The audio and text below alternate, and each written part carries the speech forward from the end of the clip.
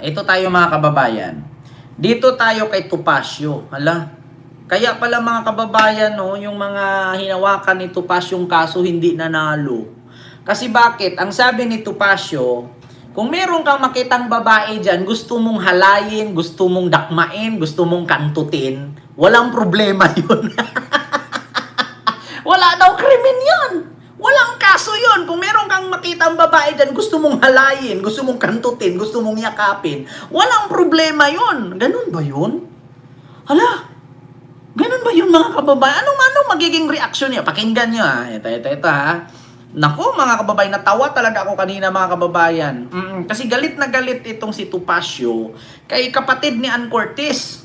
Ito ha mga kababayan. Nako, ito ha, pakinggan nyo mga kababayan. Minor yung sinabi ni Suntay. Ang sinasabi lamang niya, ang puntos niya na hindi nyo naintindihan, hindi dahil sa kayo'y hindi matalino, kundi bulag kayo dahil gustong-gusto nyo lang ma-impeach si Sara Duterte ay yung iniisip mo ay hindi ka pwedeng hindi criminal offense. Kahit anong sama ng iniisip mo. Hindi daw criminal offense yun. Hindi nga criminal offense. Pero yung asawa niya nga mismo nagsabi na hindi daw maganda yung ganon. May nakita kang babae, gusto mong gahasain, gusto mong halayin, gusto mong daklutin, harapan na, Hindi kasalanan yon. Ano daw? Sige nga, sige. Ito, challenge ko sa'yo, Attorney Topacio. Kung may makita akong babae, bigla kong hubaran at kakantutin ko sa daan, hindi ba krimen yon? Kasi gusto ko siyang kantutin. O paano kung may nakita akong babae, gusto kong himas-himasin yung suso at supsupin? Hindi ba krimen yon? Putang ina, kung ganyan lang din naman pala, Attorney Topacio. Kung may makita akong mga sexy ditong mga poke, nagpo-poke short, pag iiyutin ko na lang sa daan. Putang ina, ang sarap. Okay ba yung ganon, Attorney Topacio? Hindi daw krimen yun. Sige nga, maghanap nga ako dito. Hindi ba ako makasuhan? Maghanap nga ako dito. Ano yung mga siksing babae? Bigla kong yakapin na. Iyutin ko sa kalsada kahit napakainit yan. Hubad-hubaran ko. Laway-lawayan ko. Putang ina, hindi pala to krimen eh. Naku mga kababayan, ito mauuwi sa disbarment to.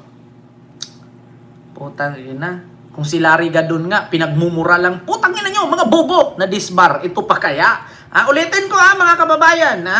Pakinggan nyo Kahit anong sama ng iniisip mo, may nakita kang babae, gusto mong gahasain, gusto mong halayin, gusto mong daklutin, harapan na, Hindi kasalanan yon. Putang ina, anong klaseng abogado yan? Sorry to si huwag kayong magalit sa akin mga DDS.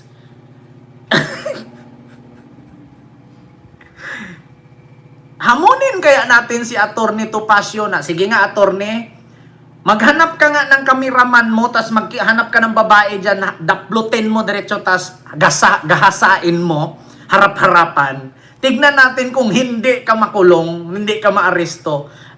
Paano kung ang hinablot mo dyan, dinakma mo dyan, kinantot mo dyan, may asawa, hindi ka kaya mabugbog. Putang ina mga kababayan, kung ganun lang din naman pala at hindi daw yung krimen, anong plus? Mga kababayan, pasensya na kayo medyo bastos nga ito, pero hindi ba krimen yun? Bakit si Halusos? Bakit si Halusos nakulong? Diba? Ulitin ko Gusto mong halayin, gusto mong daklutin, hindi criminal offense. Kahit anong sama ng iniisip mo, may nakita kang babae, gusto mong gahasain, gusto mong halayin, gusto mong daklutin, harapan na, Hindi kasalanan yon. Yan yung kapatid, umanap pa, si Jasmine. Hindi kasalanan.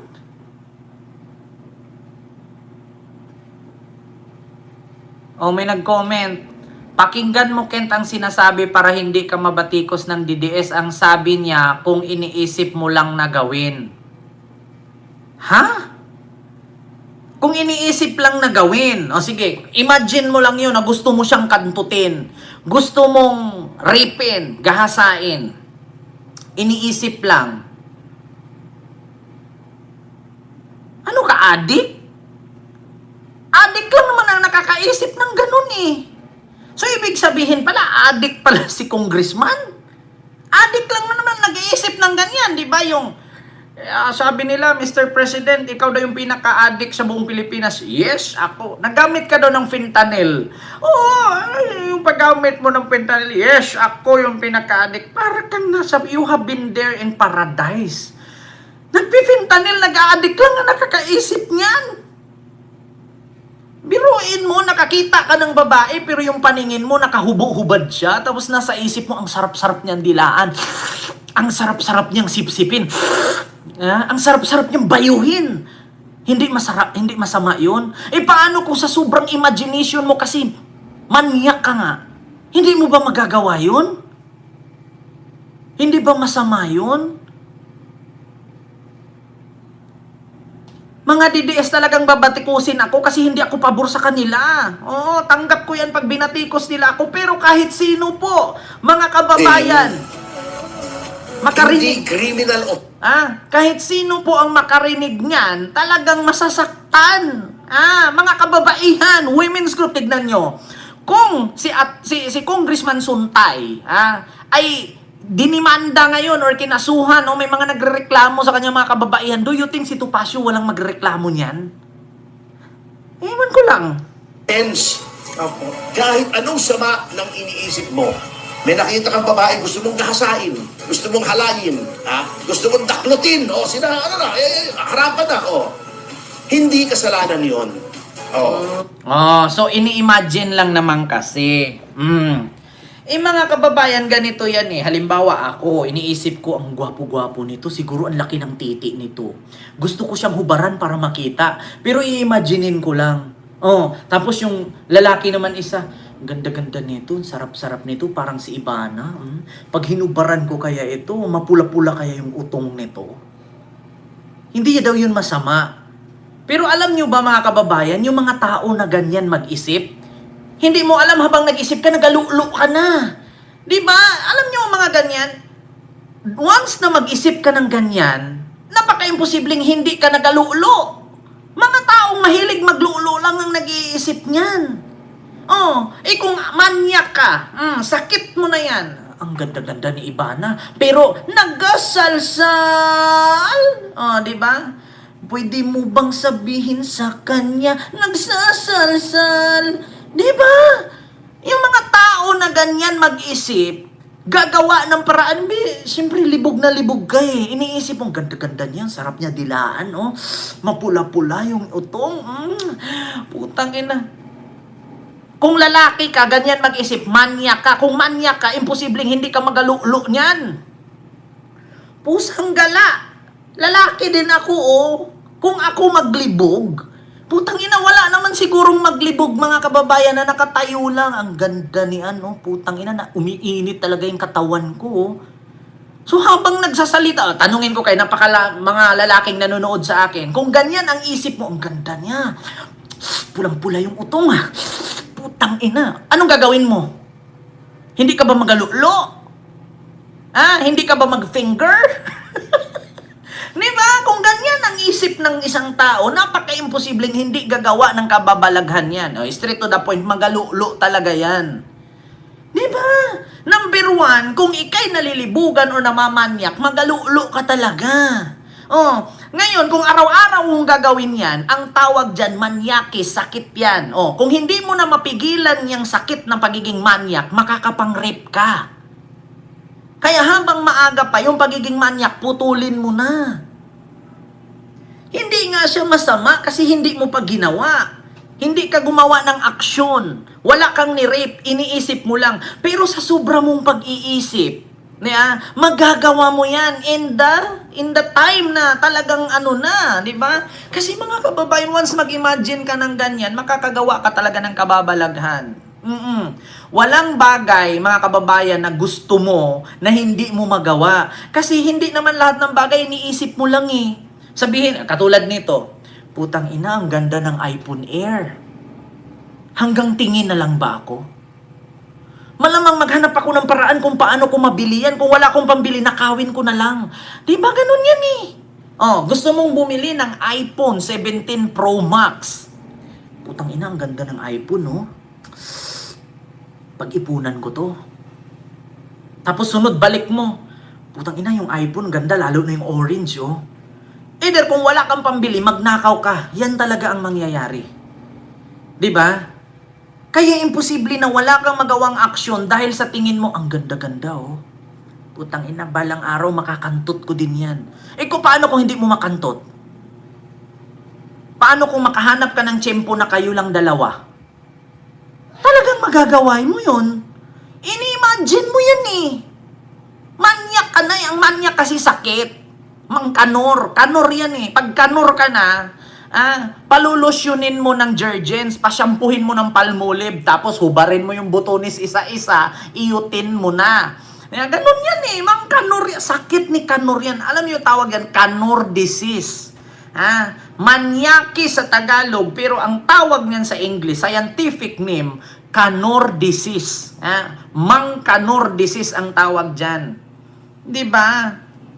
Walang kaso, walang problema kung nasa isip mo lang. Pero kung araw-arawin paano kung araw-araw mo nakikita si Ann sa Showtime, di araw-araw ka nag-iisip, putang ina, ang sarap ni Ann. Tapos, syempre, sa sobrang libog mo na, kasi nakikita mo si Ann, pag nakakita ka ng ibang kababaihan dyan, gagawin mo yun.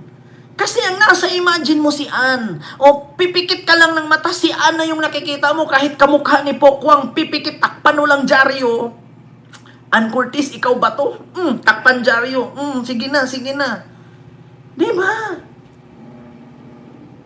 Putang ina naman, oh. Gagawin pa tayong tanga, oh. Kaya nga lahat ng kaso hinawakan mo, hindi nanalo, eh. Mga kababayan, walang masama mag-imagine. Pero kapag ka nasubrahan ka sa pag-imagine, lalo na si Ann Curtis, artista yan. Araw-araw nakikita sa TV. Kung minamanyak nga ni attorney ni Congressman Suntay si Ann, araw-araw na sa Showtime, paano kung makakita siya dyan na, halimbawa, siya lang mag-isa, tapos makakita siya dyan na minor de edad, tapos ang paningin niya si Ann Curtis yun, maririp niya yun.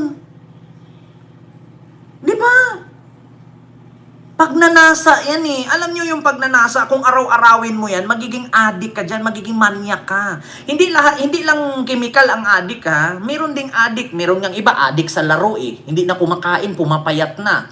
Yung iba addict sa pagbili ng mga kung ano-anong gamit. Yung iba addict sa pagbili ng damit, sapatos, ganyan. Addict sa travel.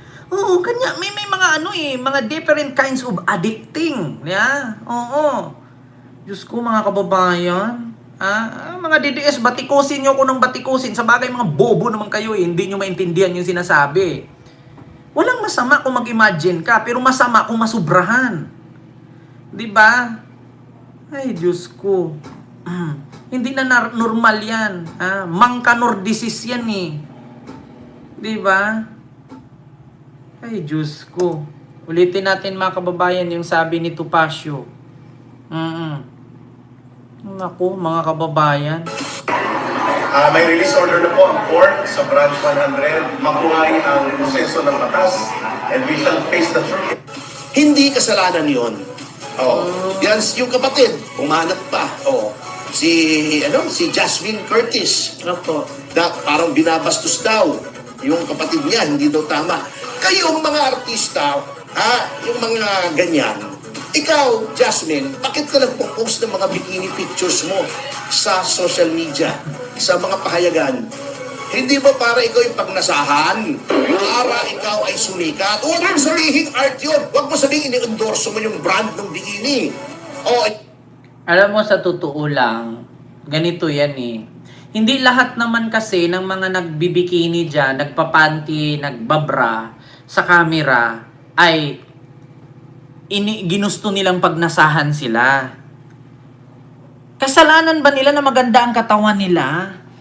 Kasi kung talagang hindi ka manyak, hindi ka magnanasa. Manyak lang naman na magnanasa eh. Diba? Bakit? Pagnanasahan ba agad? Paano kung si Mami D, si Mami Junicia, nakapanty, nakabikini, pagnanasahan mo ba? Di ba? Di ba ang pangit? Pakinggan. Hindi lahat ng nagbibikini, nagbabra, nagpapanty ay pagnanasahan. Diyos ko naman, kung talagang manyak ka, kahit pa sino dyan, kahit matanda, pagnanasahan mo kasi manyak ka. Diyos ko mga kababayan, alam nyo, mahirap makipagtalo eh. Kasi ang feeling nila matalino sila na yung tama. Alam nyo ito, mauuwi sa disbarment to. Maniwala kayo sa akin mga kababayan. Kung si Suntay may mga kababaihang nag-file sa kanya ng ethics complaint, hintayin natin si Topacio. Baka may mag-file ng ethics complaint kay Topacio. Totoo yan. Nako. Diyos ko mga kababayan, kaya naman pala siguro hindi nanalo sa mga kaso eh. Kasi kung ganun lang din naman ang mindset. So ibig sabihin pala, sa ngayon, salita-salita lang naman, wag natin seryosuhin. Pero kung may action na, tsaka na natin sabihin, hindi na masama. Masama na yun. So, imagination lang naman, hindi masama. Pero sa sobrang imagine kasi, actually mga kababayan, ganito yan eh. Hindi mo masasabi yan na ang ganda-ganda ni Ann. Nung nakita ko siya sa Shangri-La, ang ganda-ganda talaga niya. Parang may desire talaga sa loob ko na nag-iinit eh. So, ibig sabihin, nasabi mo yan, not only 1 time, 2 times, 3 times, matagal mo na yang ginaganyan. Matagal mo na yang gusto. Kasi naibulgar mo eh, naisabi mo eh. Hindi ka naman magsasabi ng ganyan in public eh. Diba? Kung hindi mo talaga yan inisip, so ibig sabihin, ginusto mo. Diba? Mismo nga yung asawa nga ni Suntay, hindi gusto yung sinabi. Kasi din siguro, gawain na ni Suntay yan. Meron nyo yung asawa nga, kumontra eh, sa sinabi eh. Di ba? Matagal na yan. Hindi lang isang beses niya yung ginawa, isang beses niyang iniisip. Kasi ang asawa nga, hindi sang-ayon eh. Di ba? Alam niyo sa totoo lang, kapag ka mga kababaihan ang makikinig, lalong-lalo na yung mga tita, mga auntie, mga nanay, mga lola, mababastusan.